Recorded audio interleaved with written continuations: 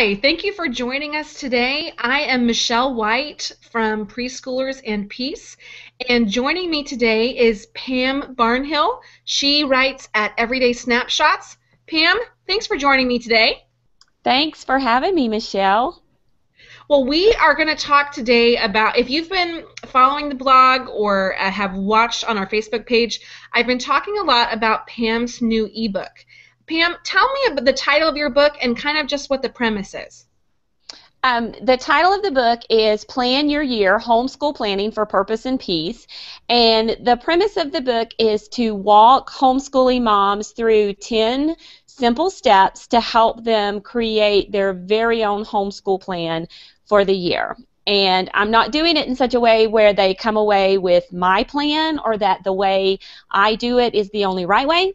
But I try to give them tools and ideas so they can branch off and create the plan that's going to work for their family. And the place where it all starts is with your child. That's what I say in the book, is you have to plan for the people in front of you, either the people across the breakfast table from you or the person in the mirror.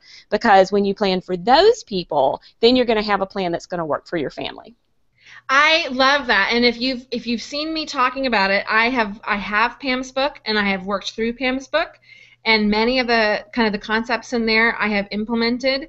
And what I'm hearing a lot from our readers, Pam, is we have readers who are just starting homeschooling. Maybe their oldest is going into first grade or kindergarten, and they have a 4 and a 2-year-old, or a newborn and a 3-year-old and a 5-year-old, and they're writing us and they're asking, where do I start? I know what curriculum I want to use, or I have some ideas, but I don't know how to organize it. I want you to answer that question for that mom who's saying, well, where do I get started? So if they know who they're doing it for, the children in front of them, how can they get started organizing their homeschool this year? Well, I think the most important thing that we should know as homeschoolers, and so many of us come from a public school background. We were in public school for 13 years. Think about how that is shaping so many of our paradigms and what we're doing. And so when you went back to public school, you went back on the first day of school, and it was kind of, gangbusters. You pretty much did everything you were going to do on that first day of school because, quite frankly, they had to have something for you to do for 8 hours. But I think one of the most important things to remember as a homeschool mom is you don't have to start like that. If you're starting your very first week of school and you have all of your materials there, then you can start with just a couple of things. I call it ramping up the school year. And so instead of, starting your very first day and saying, I'm going to do math, and I'm going to do reading, and I'm going to do handwriting, and I'm going to do social studies, and I'm going to do science, and then we're going to read aloud for 2 hours. Instead, you start the first day with just a couple of subjects. And maybe the second day you do your 2 subjects that you did the first day, and then you add on another subject. And then the third day you add on another subject. And so, you take the first 2 weeks where you're ramping up the school year, and then you're getting to that full volume, but you're not wearing everybody out. The kids, who have been swimming and playing and doing all of this other stuff all summer and are, it's just a shock to their poor little 7-year-old system. Yeah, and honestly, it's a shock to us moms too. It is because, teaching kids is hard work. And that's something we should never forget. It's not something that's a walk in the park. And so ramping up the school year, that's a big one. And then something else to think about is not starting on a Monday. I don't know it's not written in the Bible. It's not in any kind of state handbook for homeschooling that I'm aware of that you have to start your homeschool year on a Monday. So maybe consider starting your homeschool year on a Wednesday or a Thursday and do a couple of days of school that week, and then you've got the weekend to rest and recover, and then you can start up again the next week. But, you're not just absolutely wearing yourself out that first week with lots and lots of work. That's brilliant. No one in 7 years of homeschooling, no one has ever told that to me, and I love that idea. I'm gonna have to write that down on in the Sharpie marker because that's awesome. You know, one of the things I got from your book was about kind of block scheduling and one of the methods that you can use. And so we had to start, not had to, but we chose to start our homeschool year last week. So I started with just one block every day to kind of get that ramping up. So that one block was math and English, and we did it. Took us about an hour every day, and that was it. That's all we did for school last week. And so this week, so today, we started with that block, and then we've added in another block, and that block's only halfway done. So after we finish here, we're going to go finish the other half. But I love that idea of ramping up because it helps you kind of gently get into the groove. And it also is a reminder that we as homeschoolers have flexibility. We don't have to do it according to some kind of prescribed method. So I love that. I love that idea. Yeah, that's exactly right. Yeah, and I love the way you're starting with a block. You're integrating and implementing. That's the word I'm looking for. You're implementing that first block, and then you get that one down, and then you add the next one onto it. So it's a perfect way to go. So once you're ramped up, what is the next step? What can we be thinking about, or what can be planned in advance before the school year starts to make the rest of the school year go well? Yeah, it occurred to me as I started talking that I forgot the box because, if you're a new homeschool mom and you've got a box of material in front of you, whether it all just came by the UPS man at one time or it's stuff that you've collected, but you've got this box in front of you. And one of the things that I like to do is organize the materials in the way that I'm going to use them. And I have a whole chapter about this in the book. Organizing, and this is a quote from my good friend Misty Winkler, organizing is not about making things look pretty. It's about removing barriers between yourself and what you want to accomplish. And so, as you're looking at that box and you're looking at the things in this box, start thinking about the things that you need to do. Where do you need to store things so they will be close at hand? I'm a big fan of boxes, bins, and some people even use bags where they'll take all of one child's books and put them in a box and then have them in a location, and the child knows they can go get that box and bring it to the table. And at the end of the day, as hard as it is, this is something we're going to be working on at our house this year, teach the child to clean up the box and put it back away again. Yes, true confessions. And I said in the book, don't put your most used things out of reach of the kids, because then mom is the only one who can retrieve them and the only one who can put them away. Yes. So think about those things. It helps me to think with a pen and paper and just kind of make different lists of, I do it by the blocks. So, our very first block in the morning is, I call it math block, but it actually includes math and handwriting.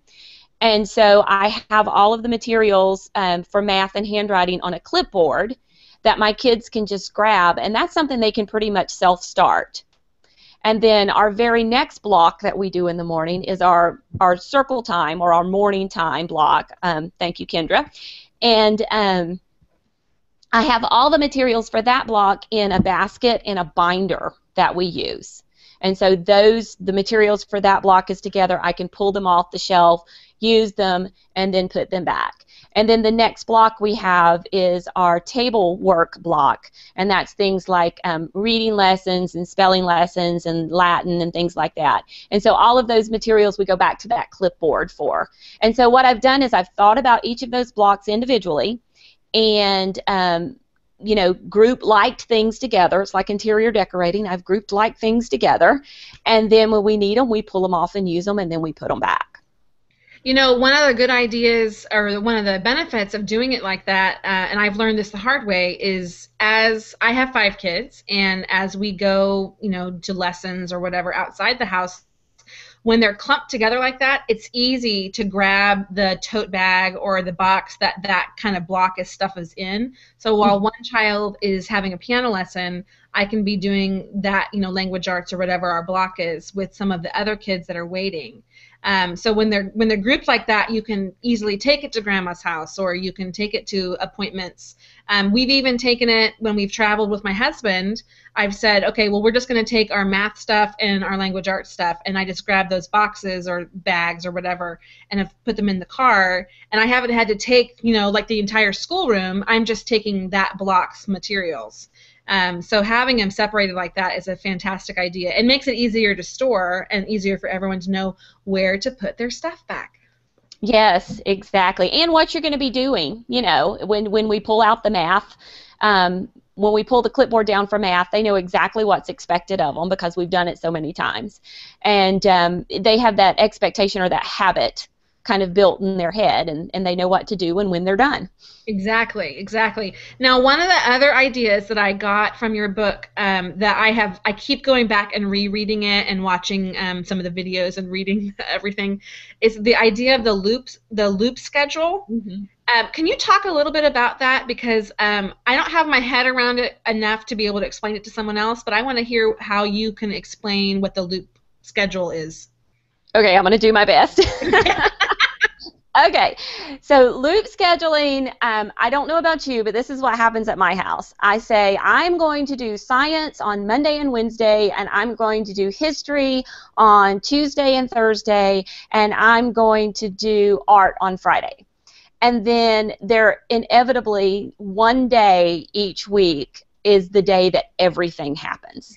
I don't know if it happens this way at your house, but that's, absolutely. It's Thursday or it's Wednesday or whatever day it is, but that's the day we always get we always have to run some emergency errand, or something floods in the laundry room, and it seems like there's one subject or two maybe that you just never get to because it's scheduled for, the day of doom. And so what you can do in order to kind of avoid that is do that schedule on a loop. And the way this works is you take all of those extra subjects that you feel like you never have time to get to. And with kids, my oldest is 9, and then I have one who's 7 and one who's almost 5. And so for us, subjects like content area subjects like history and science would fall into this category. And you create a list. And actually in my planning forms, I have a worksheet that helps you walk through this process. But you create a list of those subjects that you would like to put on your loop schedule.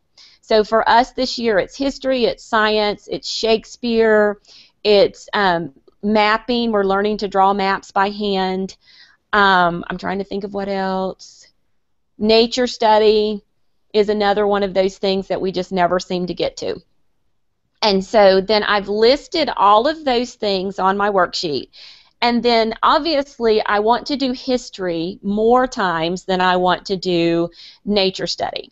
Or I want to do science more times than I want to do mapping. So the very next thing I do is enter in the frequency that I would like to do each subject. So for history, it's 2 times. For science, it's 2 times. For Shakespeare, it's 1 time. Basically, what this means is for every 2 times I do science, I'm going to do Shakespeare 1 time. So it's essentially a ratio. And I actually ended up putting nature study as a 0.5 because, well, as I admitted to you earlier, I don't go outside much. So it's something I want to do, but I'm not going to do it, it's not going to have a high ratio.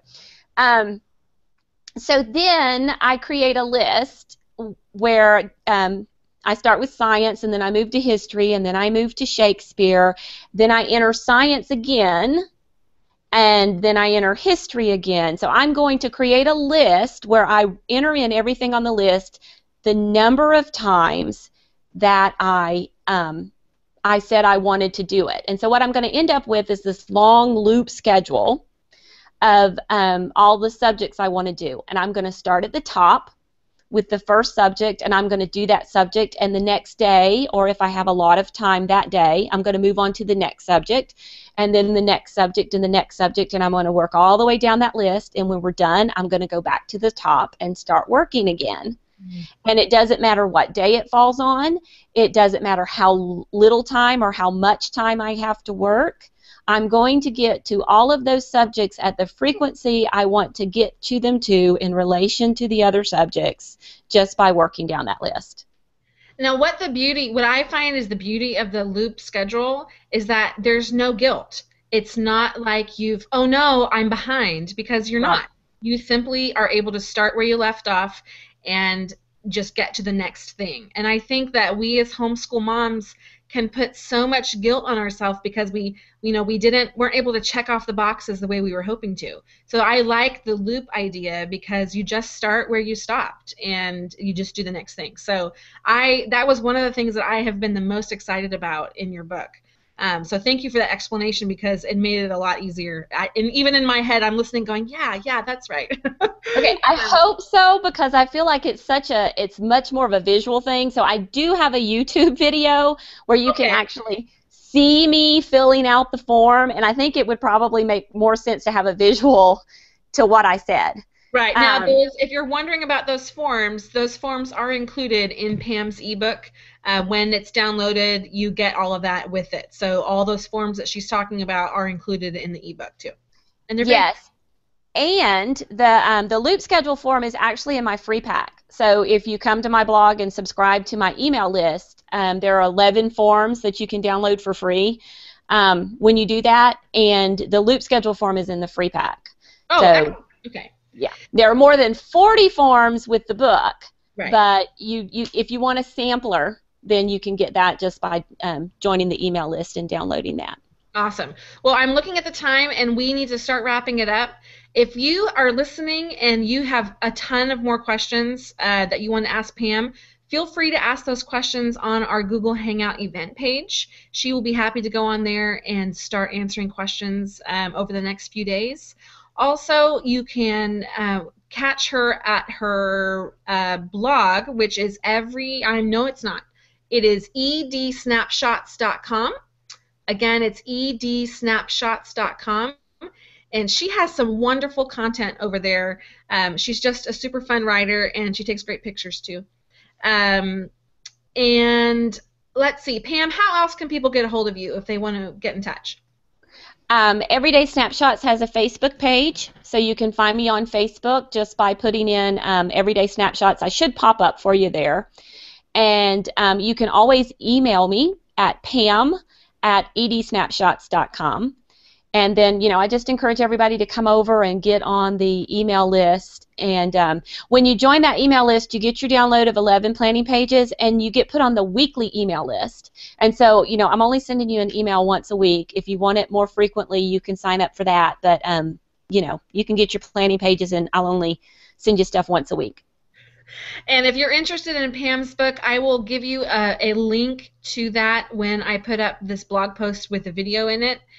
So it'll be in there, as well as a few links to some blog posts that Pam has written in the past. Again, thank you so much for joining Pam and me and Pam. Look at that, I can't even get my grammar right. Thanks for joining me and Pam today. It has been a pleasure talking with you, Pam. Thank you so much for joining me. Thank you for having me, Michelle. Yeah, this has been a lot of fun. We'll have to try to do this again. So again, you can get us at preschoolersandpeace.com, or our Facebook page is facebook.com/preschoolersandpeace. I'm also on Twitter at MichelleOnTheGo. So if you have any questions, please feel free to contact me or Pam, and we will see you next week. Thanks so much.